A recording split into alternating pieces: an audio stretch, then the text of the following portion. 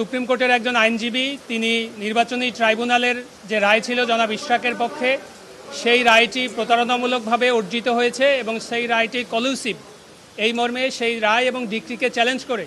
এবং নির্বাচন কমিশন যে ওই রায়ের পরিপ্রেক্ষিতে একটি গেজেট প্রকাশ করে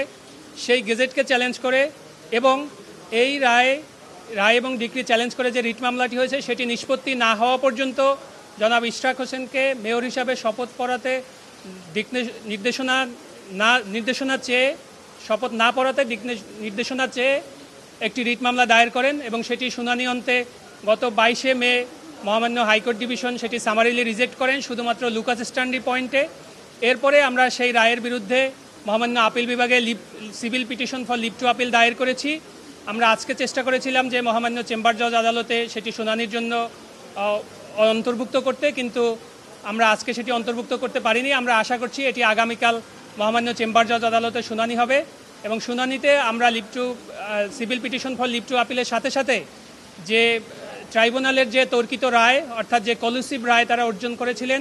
সেই রায় এবং নির্বাচন কমিশনের যে গেজেট এই দুইটির কার্যকারিতার উপরে আমরা স্থগিতাদেশ চেয়েছি।